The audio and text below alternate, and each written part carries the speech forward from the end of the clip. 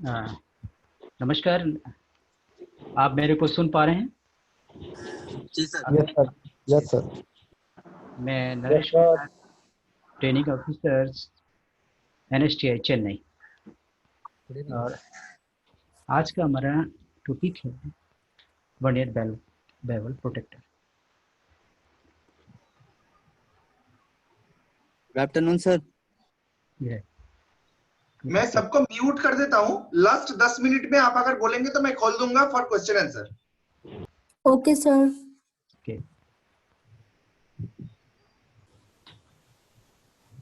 सब म्यूट हो गए नरेश सर को छोड़ के। अच्छा अच्छा अच्छा। हाँ सर। हम्म, मेरे को दिखाई दे रहा है। जिस प्रकार हमारे लिए डिस्टेंस इम्पोर्टेंट होता है और डिस्टेंस इम्पोर्ट को चेक करने के लिए हमारे पास बहुत सारे इंस्ट्रूमेंट हैं, जैसे स्केल है, वर्नियर कैलिपर है, माइक्रोमीटर है, वर्नियर माइक्रोमीटर है। जो स्केल की डिस्काउंट है 0.5 है, 0.5 मतलब 500 microns. Vernier caliper 0.02 mm, 20 microns. Micrometer outside या इनसाइड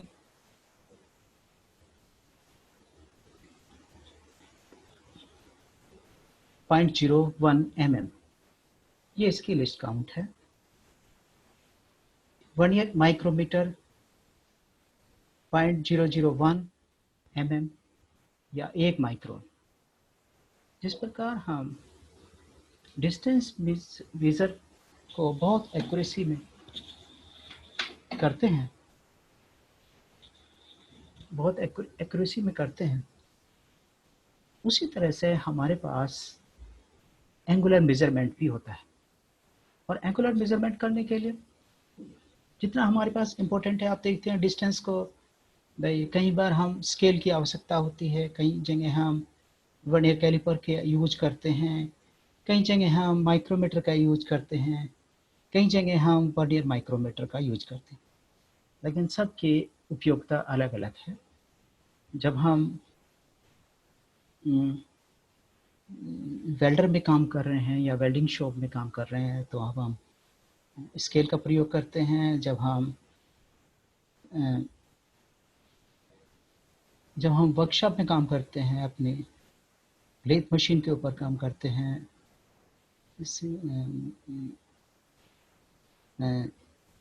स्लॉटिंग मशीन के ऊपर काम करते हैं, तब हम वर्नियर माइक्रोमीटर का प्रयोग करते हैं। जब हम ड्रिलिंग करते हैं या अपनी जॉब बनाते हैं फिटिंग शॉप के लिए, तब हम माइक्रोमीटर का प्रयोग करते हैं। लेकिन हम जब ग्राइंडिंग करते हैं या बहुत सारी शुद्धता में चेक करते हैं, तब हम वर्नियर माइक्रोमीटर का प्रयोग करते हैं, जिसकी डिस्काउंट 0.001 यानी 1 माइक्रॉन्स है। इसी तरह से इसी संदर्भ में हम ये देख सकते हैं कि भाई एंगल भी हमारे लिए बहुत इंपॉर्टेंट होता है। एंगल में सबसे पहले हमारे पास आता है प्रोटेक्टर। प्रोटेक्टर होता है, इसके ऊपर 0 से लेके 180 डिग्री तक के एक एक डिग्री के अंदर मार्क बने होते हैं। और इसकी जो लिस्ट काउंट होती है वो होती है एक डिग्री। अब कई बार आ जाता है भाई 1 डिग्री से भी तो हम कम होना चाहिए, कोई चीज़ ऐसी होनी चाहिए जिससे हम मेजर कर सकते हैं। तो उसके बाद आता है हमारा वर्नियर बेवल प्रोटेक्टर, जिसकी लिस्ट काउंट होती है 5 मिनट होती है। कई बार क्वेश्चन आ जाता है कि भाई इससे भी कोई और 5 मिनट से भी कम वाला कोई इंस्ट्रूमेंट हो, वो होता है sine bar.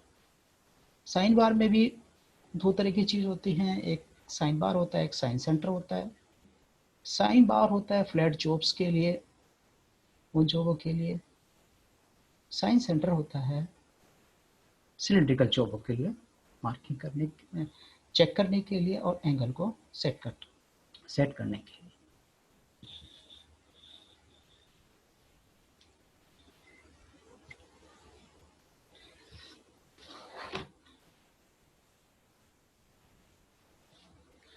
Vernier bevel protector होता है, एक प्रिसिजन इंस्ट्रूमेंट होता है। इसकी लिस्ट काउंट 5 मिनट होती है। मोस्टली ये स्टेनलेस स्टील का बना होता है और अलॉय स्टील का भी बना होता है। Parts of vernier bevel protractor. Vernier bevel protector के कुछ मुख्य भाग हैं, जैसे एक मेन बॉडी है, स्टॉक है, वर्नियर स्केल है, मेन स्केल है,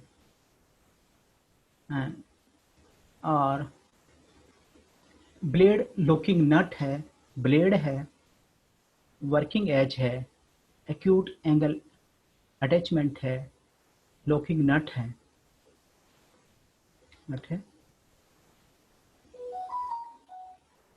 इसके ऊपर जो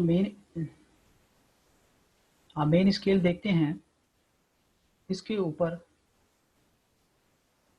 0 से लेकर 360 डिग्री के ग्रेजुएशन बने होते हैं। ये ग्रेजुएशन हैं। इसके जो मुख्य पार्ट्स होते हैं, स्टॉक है, ब्लेड है, मेन स्केल है, वन स्केल है, लॉकिंग नट है और वर्किंग एज है। स्टॉक वो पार्ट्स होता है जो हम सरफेस प्लेट के ऊपर रखते हैं, जिसके जो उसकी सरफेस को, डेटम सरफेस को टच करता है। नेक्स्ट है, इसके साथ में ब्लेड होता है, जो एक ब्लेड होता है जो एंगल के साथ में, एंगल को एक जैसे हम कम ज़्यादा कर सकते हैं ब्लेड की सहायता से। नेक्स्ट है मेन स्केल। यह एक सर्कुलर स्केल होता है और ये 360 डिग्री में बटा होता है और इसका ईच पार्ट्स 1 डिग्री के अंतराल में होता है और इसको मेन स्केल कहते हैं। नेक्स्ट है वर्नियर स्केल। ये मेन स्केल के नीचे होता है वर्नियर स्केल, और इसमें एक जीरो लाइन होती है।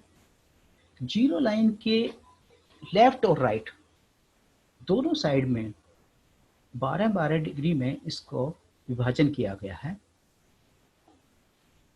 और एक डिवीजन वर्नियर स्केल डिवीजन कहलाता है।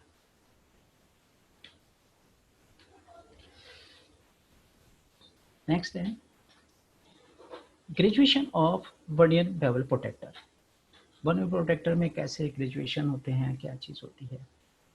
जो मेन स्केल होता है वो तो 0 से लेकर 360 डिग्री में होता है। एक डिग्री के अंतराल पे अंतर होता है। जो वर्नियर स्केल डिवीजन होता है, ये 12 खाने लेफ्ट साइड में होते हैं और 12 खाने राइट साइड में होते हैं। तो जब 12 खाने होते हैं, तो 12 खाने जब इसकी लिस्ट काउंट कैलकुलेट करते हैं, तो जो 12वां खाना मेन स्केल के 23 मेन स्केल डिवीजन के से मिलता है। आप ऐसे समझ लीजिए कि अगर हम जीरो मेन स्केल की 0 को रेफरेंस माने और वर्नियर स्केल की 0 को रेफरेंस माने, दोनों को एक साथ में लगा दें, तो नीचे के 12 खाने वर्नियर स्केल डिवीजन के मेन स्केल के 23 डिग्री के बराबर होंगे। यानी 23 डिग्री के समानांतर होंगे। तो इसका मतलब है कि 12 खाने वर्नियर स्केल के बराबर हैं 23 मेन स्केल डिवीजन के। तो एक वर्नियर स्केल डिवीजन बराबर होगा 23/12। अब आता है हमारे यहाँ लिस्ट काउंट। क्योंकि ये मैथमेटिकल चीज है, लिस्ट काउंट होती है 1 main scale division minus 1 vernier scale division. इसका मतलब है कि मेन मुख्य पैमाने का एक भाग का मान माइनस वर्नियर स्केल डिवीजन, मतलब वर्नियर के खाने का एक भाग। अगर हम इसे ध्यान से देखें, क्योंकि इसका जो मेन स्केल है वो छोटा है बनिस्बत वर्नियर स्केल डिवीजन की। जब कोई छोटी चीज होती है तो उसमें से बड़ी चीज कभी घटाई नहीं जा सकती। आप इसको इस मैथमेटिकल सॉल्यूशन करने के लिए हम मुख्य पैमाने के, यानी जो हमारा लिस्ट काउंट का फार्मूला है, बराबर है 1 main scale division minus 1 vernier scale division. सिद्धांत तो यह है कि एक खाने का मान माइनस एक वर्नियर स्केल डिवीजन का मान, लेकिन क्योंकि मेन स्केल डिवीजन का मान छोटा है, वर्नियर स्केल डिवीजन का मान बड़ा है, इसीलिए यहाँ 2 खाने लिए गए हैं, यानी 2 डिवीजन लिए गए हैं। तो 2 डिवीजन माइनस 23/12, जब आप इसका एलसीएम लेंगे तो ऊपर आ जाएगा 12 नीचे है, 12 दूनी 24, 24 माइनस 23 बराबर 1/12 डिग्री। तो लिस्ट काउंट हो गया। तो एक जो एक है, ये इसका मतलब क्या है कि 1 डिग्री, इसका मतलब है 1 डिग्री बटे 12। अगर हम 1 डिग्री का मान 60 मिनट होता है, 60 मिनट को हम 12 से डिवाइड कर देंगे तो लिस्ट काउंट 5 मिनट आएगी। इसीलिए इस इंस्ट्रूमेंट का लिस्ट काउंट 5 मिनट होता है, 5 मिनट होता है। अब हम जो भी हमारे पास मान आएंगे वो 5 के अंतराल में आएंगे, यानी 5, 10, 15, 20, 25, 30 इस तरह के अंतराल में आएंगे। 30, 35, 40, 45 और 50। अब कोई कहे कि भाई हमें 4 मिनट नापनी है, 3 मिनट बताना है, 6 मिनट बताना है, ऐसी स्थिति में ये हमारा इंस्ट्रूमेंट उपयोगी नहीं है इस स्थिति में, क्योंकि इसके लिस्ट काउंट 5 मिनट हो सकती है।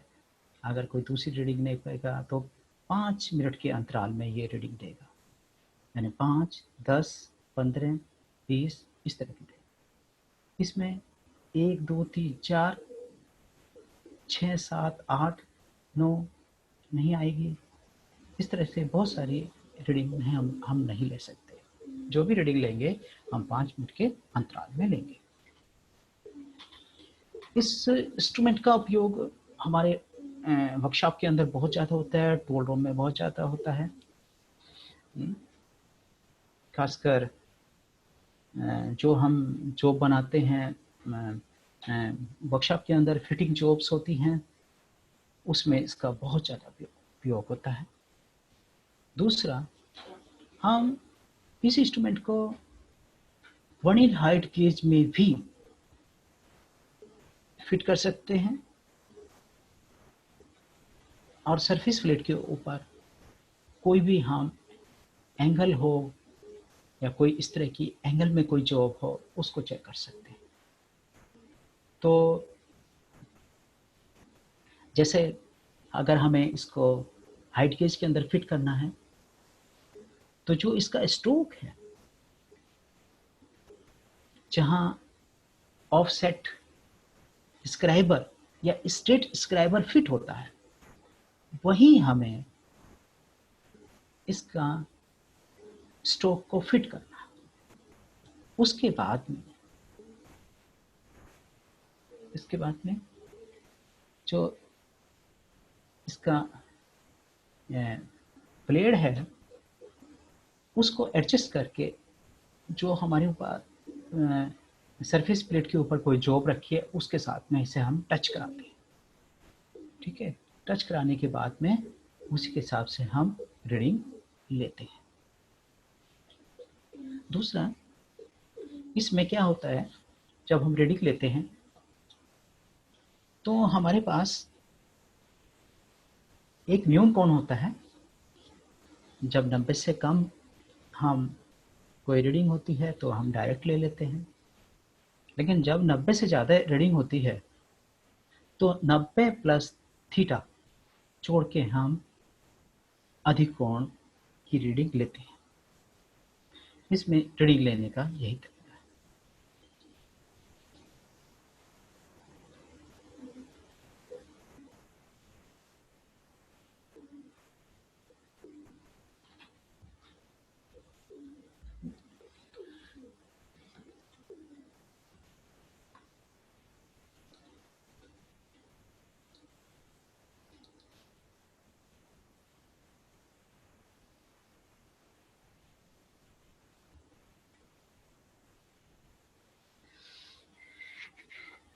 अब एंगल मेजरमेंट में हमारे पास साइन बार के बाद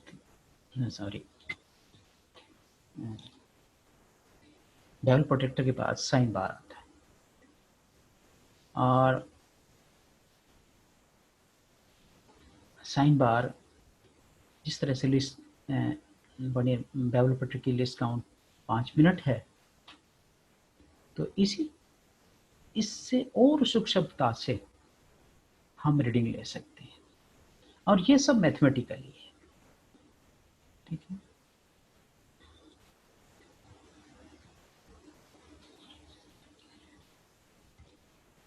ये साइन बार है। साइन बार एक फ्लैट टाइप का वर्क पीस होता है तरह का, और इसका प्रयोग एंगुलर मेजरमेंट में किया जाता है।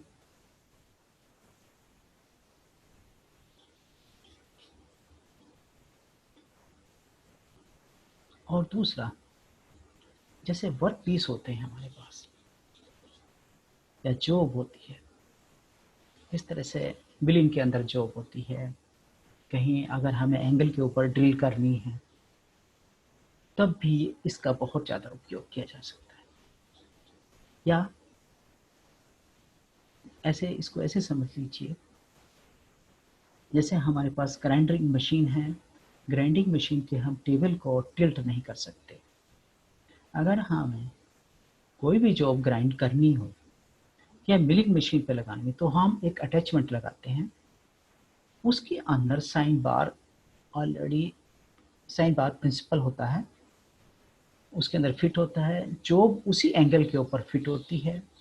जो ग्राइंडिंग व्हील होता है केवल उसी पार्ट्स उसी मेटेरियल को रिमूव करता है जिसको हमें एंगल देना होता है। ये समझ लीजिए, इसका मतलब यह रहता है एंगल को मेजर करना। दूसरा, सेटिंग दी वर्क पीस, जैसे हमें किसी वर्क पीस के ऊपर कोई एंगल देना।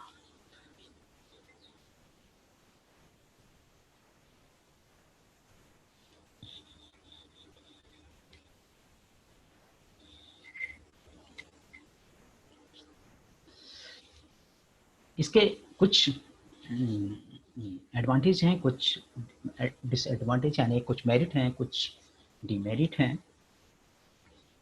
ये precision instrument, accurate angle measure करने के लिए एक डिवाइस है और इसका जो डिजाइन है, कंस्ट्रक्शन है, वेरी सिंपल है, बहुत सिंपल है।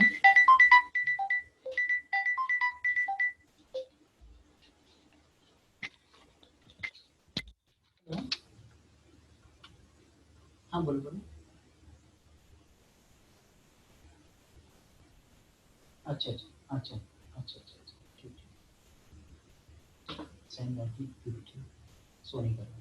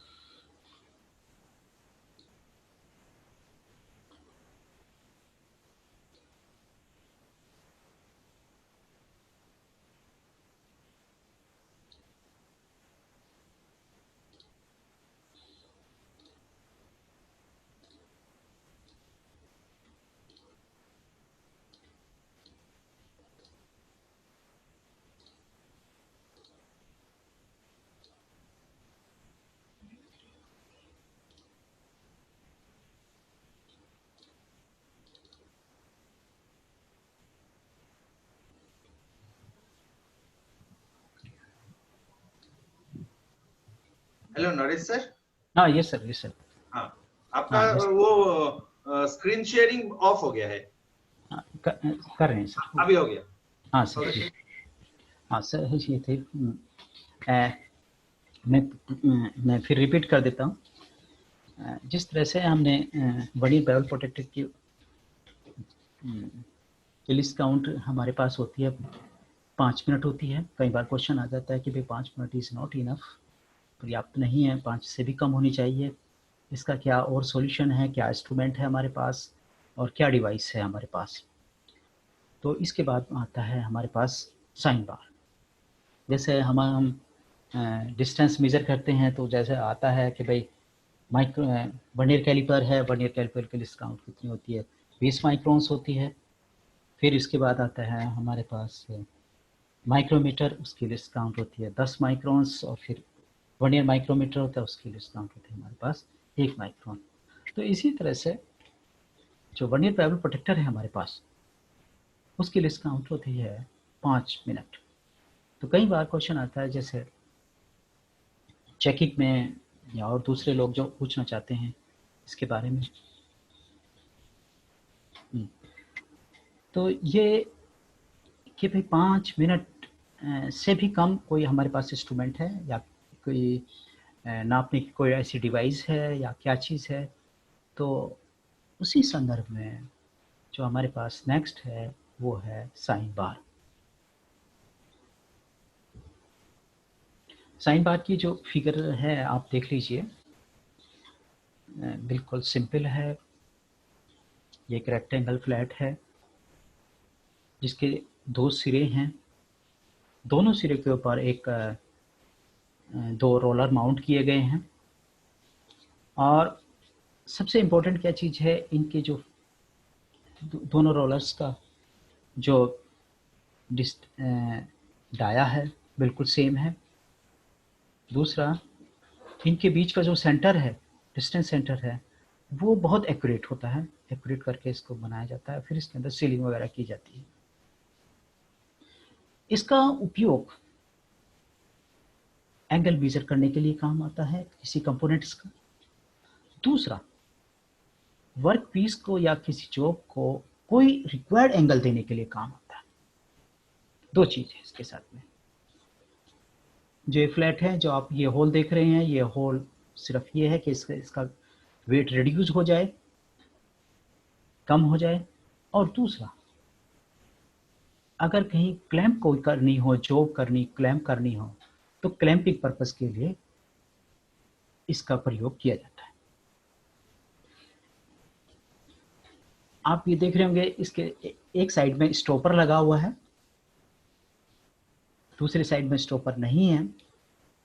स्टॉपर का मतलब ये है कि जो यहाँ आके रुक जाएगी, और आप नीचे जो रोलर देख रहे हैं, वो रोलर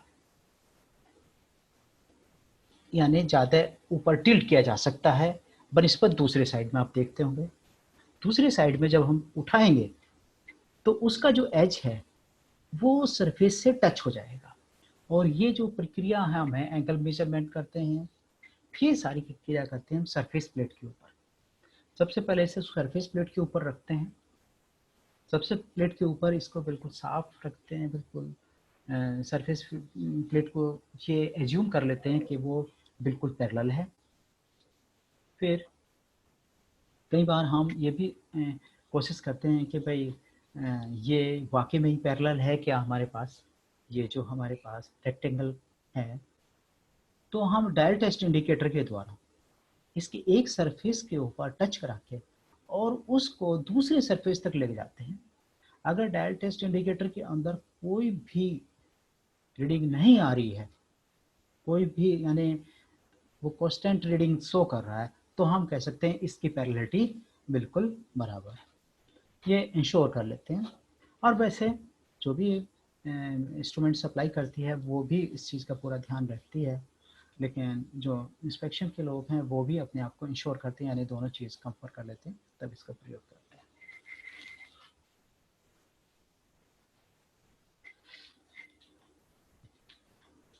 इस एडवांटेज ऑफ साइन बार की कुछ मेरिट और कुछ डिमेरिट्स होती हैं।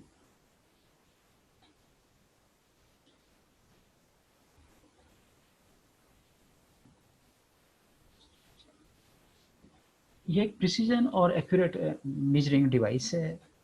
ये अपने आप में बहुत सिंपल है, कोई वैसा नहीं है, और हमेशा इजीली अवेलेबल है। लेकिन इसमें कुछ थोड़ा सा डिसएडवांटेज भी हैं, मतलब डिमेरिट्स भी हैं इसकी, कि ये जो हमारा साइन बार है वो ज़्यादातर 45 डिग्री यानी 45 डिग्री से ज़्यादा अगर हम इसको यूज करेंगे तो हम इसका कोई अच्छा या कोई एक्यूरेट रिजल्ट नहीं प्राप्त कर सकते। इसको कोशिश की जानी चाहिए कि इसको 45 डिग्री से नीचे ही यूज किया जाए। दूसरा इसके लिए स्लिप गेज की आवश्यकता होती है। स्लिप गेज इसके एक सिरे के नीचे लगाए जाते हैं। तो स्लिप गेज का जो हैंडलिंग होती है, स्लिप गेज को यूज करना होता है। जब तक कोई इसके बारे में, स्लिप गेज के बारे में नहीं जानता, तो इसको हैंडल नहीं कर सकता।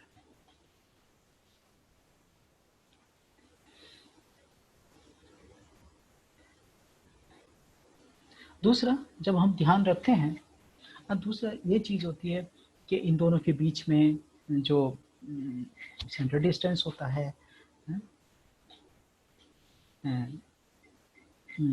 डिस्टेंस होता है, वो लिमिटेड होता है। जैसे 200 mm, 300 mm, 400 mm इस तरह का होता है। और छोटी सी एरर होने के कारण ये हमारी पूरी एंगुलर प्रक्रिया को, नापने वाली प्रक्रिया को प्रभावित कर सकती है। अब आप देखिए, ये हमारा ऊपर का फेस है, ये हमारे होल्स हैं, ये ऊपर की सरफेस है, ये एंड सरफेस है, पीछे की तरफ की सरफेस है। इसके एक साइड में हम होल्ड करने के लिए, किसी को सपोर्ट करने के लिए एक छोटा सा पिन टाइप के लगाते हैं। दूसरा, नीचे आप देखेंगे इसमें दो हमारे रोलर हैं, दो रोलर हैं। उनके बीच का जो डिस्टेंस है वो कोई हमेशा एक सा नहीं होता है, वो हमेशा 100 भी हो सकता है, 200 भी हो सकता है, 300 भी हो सकता है, इससे ज़्यादा भी हो सकता है। इसका प्रयोग कई बार प्रोडक्शन में भी किया जाता है। जैसे हम किसी मिलिंग मशीन पर काम करना चाहते हैं और किसी एंगल के ऊपर सपोज हमें कोई कट लगाना है। कई बार क्या होता है, मशीन का टेबल उस एंगल पे मूवमेंट नहीं कर सकता, तो हमारे पास एक डिवाइस होती है, उसके अंदर बिल्कुल यही साइन बार लगी होती है, इसी तरह का दो रोलर होते हैं, और जो ऊपर की सरफेस होती है इसके ऊपर हम जॉब रखते हैं, और जिस एंगल में हमें कोई कट करना है या एंगल जॉब बनानी है उस एंगल के ऊपर हम सेट कर लेते हैं और ऊपर जॉब को हम बांध देते हैं। जब हमारा मिलिंग कटर होता है वो केवल उसी एंगल के ऊपर उसी सरफेस को टच करता है और उसके बाद में वही एंगल बनाया जा सकता है। और इसी तरह का हम यूज ग्राइंडिंग मशीन में भी करते हैं, क्योंकि कई बार ऐसी जॉब आती हैं, जैसे सरफेस ग्राइंडर होता है, उसके जो बेड होता है उस बेड को हम टिल्ट नहीं कर सकते, ऊपर नीचे नहीं कर सकते। उस स्थिति में हमारे पास एक डिवाइस होती है जो साइन बार के प्रिंसिपल के ऊपर काम करती है। उसमें भी दो रोलर्स होते हैं, जो एंगल के ऊपर हमें ग्राइंड करनी होती है उसके नीचे हम स्लिप गेज इस तरह का लगा के और उसको एक फिक्स कर देते हैं और ऊपर की तरफ हम जॉब को लगाते हैं। तो जो हमारा ग्राइंडिंग व्हील है वो केवल उसी एंगल को सरफेस बनाता है। इसी तरह से हम इसका प्रोडक्शन में भी यूज कर सकते हैं।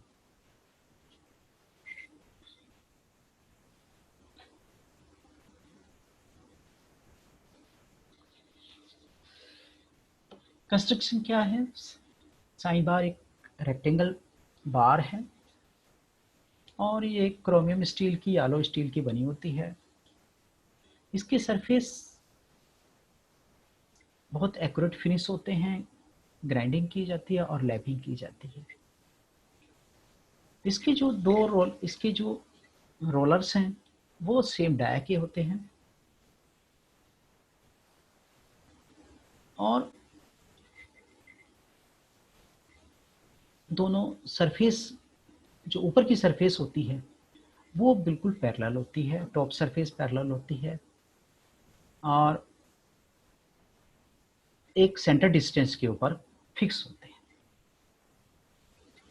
और जो इसमें होल्स किए जाते हैं उनका एक ये है कि भाई एक तरह से अगर कोई इस तरह की रेक्टेंगल फ्लैट है, अगर रेक्टेंगल फ्लैट को हम अपने आप में भारी होती है, एक तो उसका वेट रिड्यूस हो जाता है और दूसरा वो अगर हम कोई जॉब उसके ऊपर फिट करना चाहते हैं, कोई क्लैम्प करना चाहते हैं तो जॉब आसानी से उसके ऊपर क्लैम्प की जा सकती है।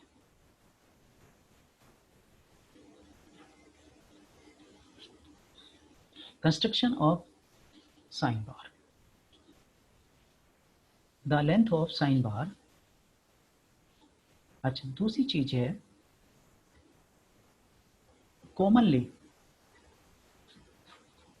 दूसरा साइन बार को जो एक परिभाषित किया जाता है वो सेंटर, दो रोलर के सेंटर डिस्टेंस के आधार पर किया जाता है। जैसे 100 mm, 200 mm, 250 mm, 500 mm। तो ये 100, 200 या 250 ये क्या चीज़ है? ये दो रोलर के बीच का डिस्टेंस होता है। ये दो ग्रेड में पाई जाती है, ए और बी। ये जो ग्रेड होता है, जैसे कोई 1 मिलीमीटर लेंथ की कोई रोड बार है हमारे पास, रेक्टेंगल है, तो उसमें जो एक हो सकती है, जो वेरिएशन आ सकता है 0.01 यानी 10 माइक्रोन्स। जो बी ग्रेड की होती है, अगर 1 मीटर लेंथ है और उसमें जो वेरिएशन हो सकता है वो है 20 माइक्रोन्स का। अब आता है प्रिंसिपल ऑफ साइन बार। ये जो साइन बार का जो सिद्धांत है वो एक तरह से देखा जाए एक ट्रिग्नोमेट्री फार्मूले के ऊपर है। और जो साइन आता है हमारे पास, जो नाम दिया गया है, वो ट्रिग्नोमेट्री के जो फार्मूला होता है उसी के आधार पर इसका नामकरण किया गया है। साइन होता है, साइन थीटा है, साइन थीटा होता है लंब बटे कर्ण, यानी सामने का जैसे एंगल है, सामने का लंब हो गया और जो ये है कर्ण हो गया।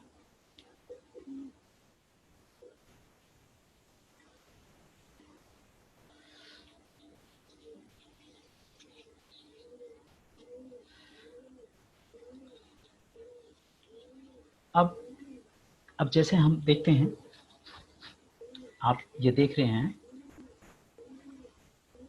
कि ये जो साइड में जो रोलर के नीचे लगे हुए हैं ये स्लिप गेज हैं, जिनके द्वारा हम हाइट मेंटेन करते हैं। ये हाइट मेंटेन करते हैं।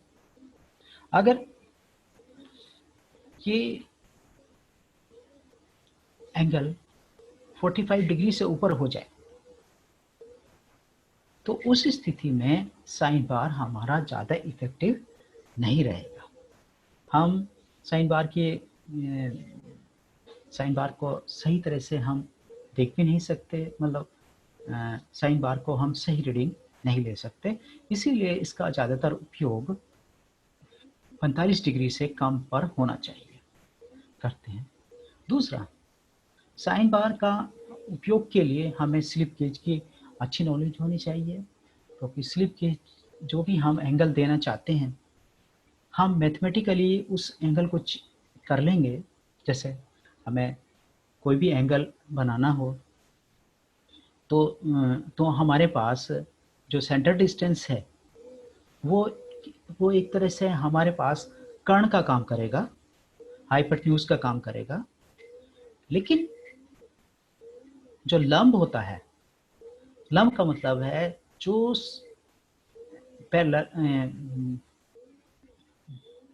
लंब का मतलब है कि यहाँ स्लिप गेज की जो हाइट है, अगर हम स्लिप गेज की हाइट को कैलकुलेट करेंगे तो हमें स्लिप गेज बॉक्स से उसी साइज का स्लिप गेज बॉक्स लगाना पड़ेगा, तब जाके हम एक्यूरेट एंगल कर सकते हैं। कई बार हमारे पास जो जॉब आती है, जैसे स्वॉच, कई बार जैसे हमें लीथ मशीन के ऊपर मिलिंग मशीन के ऊपर कोई एंगल के ऊपर कोई करना है, कोई जॉब बनानी है, या ग्राइंडिंग मशीन के ऊपर सरफेस ग्राइंडिंग के ऊपर करनी है, तो हमें सबसे पहले पता होता है कि भाई हमारा एंगल क्या है। उस एंगल को हमारे पास क्या चीज़ है, हमारे पास हाइपोटेन्यूज है, यानी कर्ण है। कर्ण हो सकता है 100 mm हो सकता है, 200 mm हो सकता है, 300 mm हो सकता है। दूसरा हमारे पास हमारा दिया हुआ एंगल है। जब हम अब तीसरी चीज हमारे पास अननोन चीज है, वो है हाइट। उस हाइट को हम ट्रिग्नोमेट्री फार्मूले से हम कैलकुलेट करेंगे। जब वो फार्मूला आ जाएगा, उससे हम हाइट आ जाएगी, उस हाइट को हम स्लिप गेज बॉक्स से उस तरह के साइज लेंगे और उस तरह की साइज लेके और उसको इस रोलर के नीचे रखेंगे, तब हमारा एंगल मेंटेन हो जाएगा। ऐसे देख लीजिए, ये एल है, मतलब सेंटर टू सेंटर डिस्टेंस, ये हमारा थीटा है, ये जो एच शो कर रहे हैं और जो ये हमारे स्लिप गेज लगे हुए हैं, इसमें डिफरेंट स्लिप गेज हैं, ये है। और ये सारी प्रक्रिया जो कर रहे हैं हम सरफेस प्लेट के ऊपर कर रहे हैं, किसी टेबल के ऊपर नहीं, सारी सरफेस प्लेट के ऊपर है।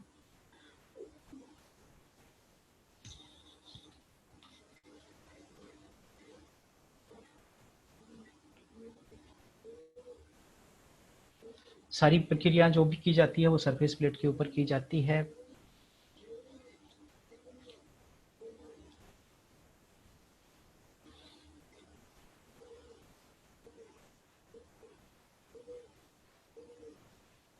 ये हमारा प्रिंसिपल है, principle of sine bar.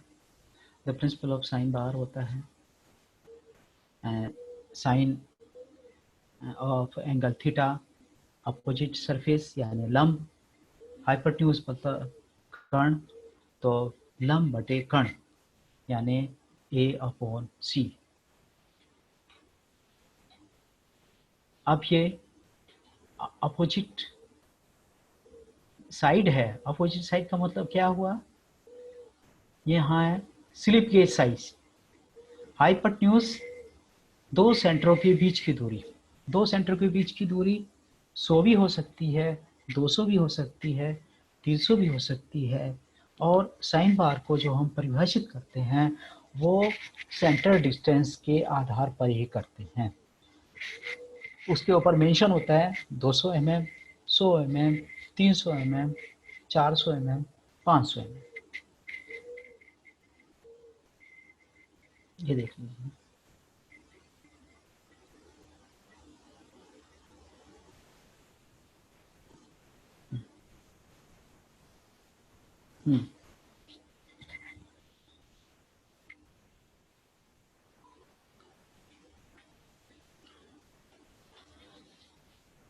Sine bar के यूज हैं।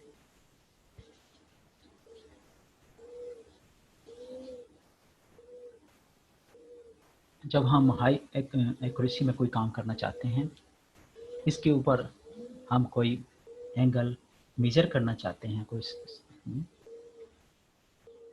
या कोई मार्किंग करना चाहते हैं, मार्किंग आउट, या कोई machine setting of for machining, यानी जैसे मैंने कहा मिलिंग मशीन के ऊपर हम कोई जॉब के ऊपर कोई कट लगाना चाहते हैं, या ग्राइंडिंग मशीन के ऊपर कोई कट लगाना चाहते हैं, तब भी हम इसका प्रयोग करते हैं।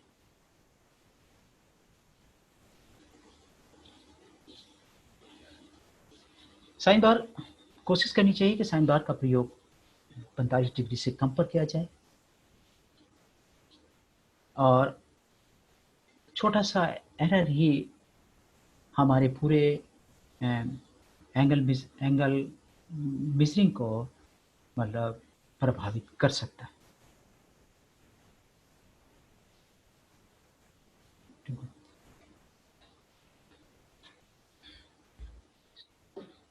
नेक्स्ट,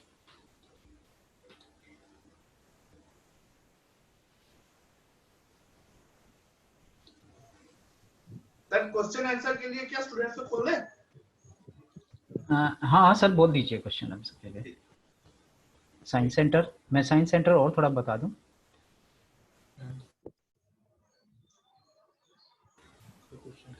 स्टूडेंट्स अपने आप को अनम्यूट करके क्वेश्चन पूछ सकते हैं सर से। हाँ कुछ सर मैं आई एम रेडी।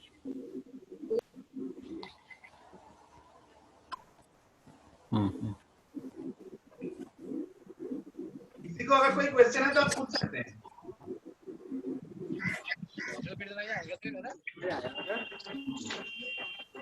देखो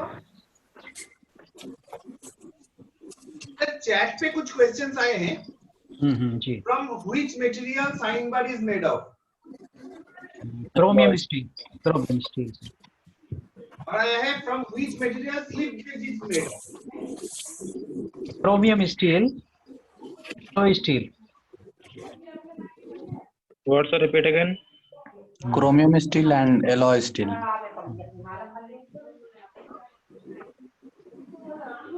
सर ये साइन बार में होल जो होता है ये नीचे के फेस में ये क्यों होता है? सर कौन सा बताओ। सर ये साइन बार में साइन बार में जो होल होता है ना, हाँ हाँ वो सर किसके लिए होता है? वो क्या होता है सर? साइन बार का जो होल का उद्देश्य है, एक का मटेरियल रिड्यूस हो जाए, क्योंकि ये एक रेक्टेंगुलर बार है और रेक्टेंगुलर बार में अपने आप ही बहुत ज्यादा वजन हो जाता है। और दूसरा हीटिंग पर्पस के लिए क्या सर? दूसरा जॉब रखना चाहते हैं तो जॉब क्लेम की जा सकती है।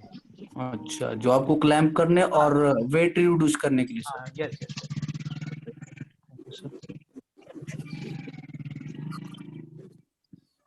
Hello sir. हाँ बोलिए बोलिए। कैलिब्रेशन। हाँ सर, मैं मशीनिस्ट से बात कर रहा हूँ, ट्रेड मशीनिस्ट है मेरा। हाँ सर, इस टॉपिक पर एग्जाम में कौन से क्वेश्चन पूछे जाते हैं सर? हाँ इसके ऊपर पूछा जाता है कि भाई साइन बार क्या चीज होती है, साइन बार किस सिद्धांत के ऊपर कार्य करता है, इसका उपयोग कहाँ होता है, मिलिंग मशीन में साइन बार यूज हो सकता है। और सर इस साइन बार पे कैलकुलेशन आ सकता है क्या सर?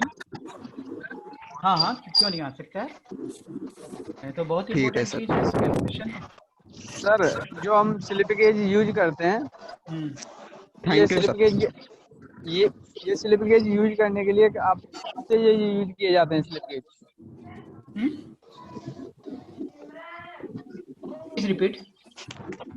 जो स्लिप गेज होते हैं ना सर, स्लिप गेज का कहाँ प्रयोग किया जाता है? स्लिप गेज का उपयोग किया जाता है साइन बार में, कैलिब्रेशन में, इंस्ट्रूमेंट के कैलिब्रेशन में और इंस्पेक्शन में।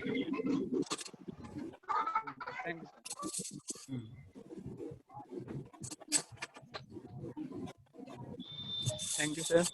हाँ yes, thank you very much. और किसी का कोई क्वेश्चन है? No sir. Okay sir, thank you very much. Sir thank you sir. Sir 10 minute पड़े हैं तो मैं दूसरा हाँ बिल्कुल बिल्कुल। Okay sir. साइंस सेंटर और बता दूं अभी टाइम। जी सर, आप फिर से मैंने स्टूडेंट्स को म्यूट कर दिया है, आप बता सकते हैं सर। हाँ यस यस।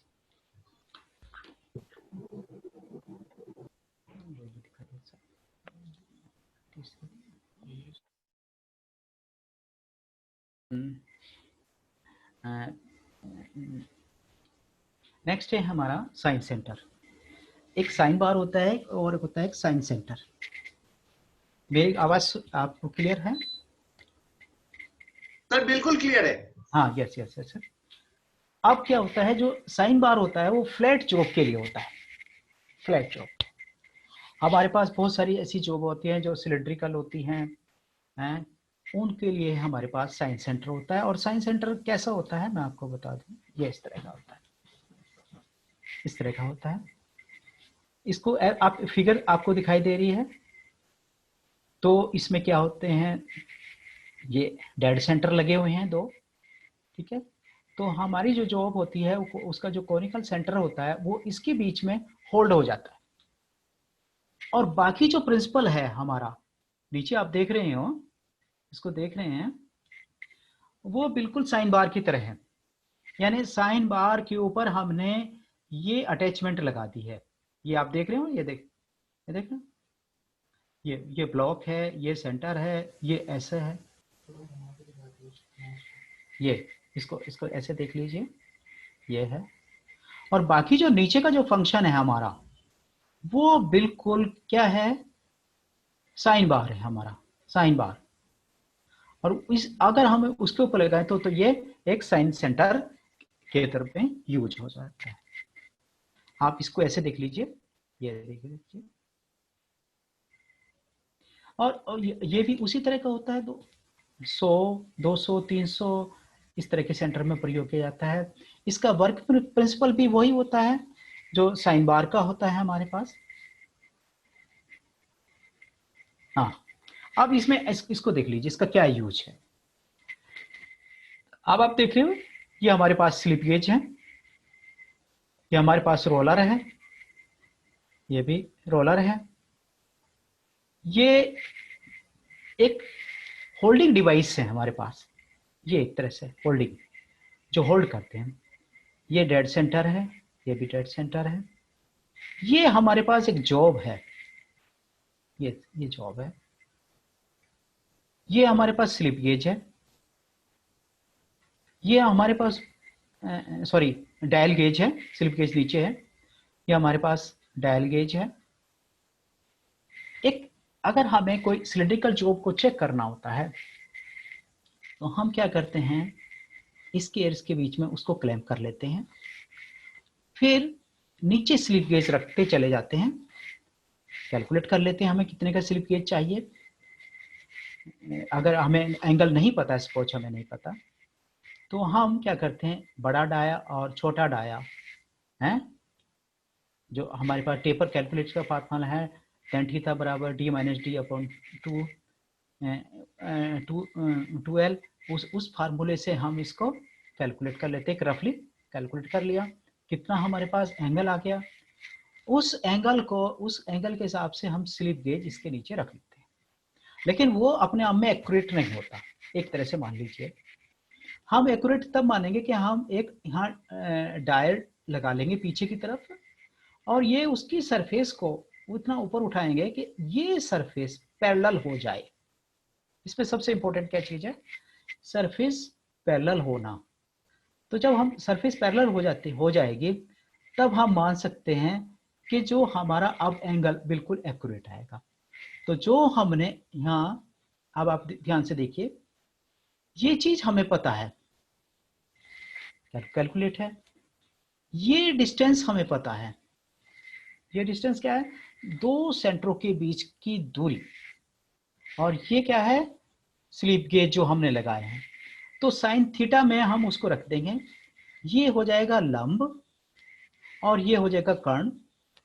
लंब और कर्ण, साइन थीटा बराबर लंब बटे कर्ण। जब हम उसे कैलकुलेट करेंगे तो हमारा एंगल कैलकुलेट हो जाएगा, और वो एंगल ये होगा। तो जिस तरह से हम सिलिंड्रिकल जॉब को हम इस विधि के द्वारा चेक कर सकते हैं, ये केवल सिलिंड्रिकल विधि के क्यों हो सकता है। इसके द्वारा हम बहुत सारी जॉब्स होती हैं जिनको हम होल्ड कर सकते हैं, जो कर सकते हैं।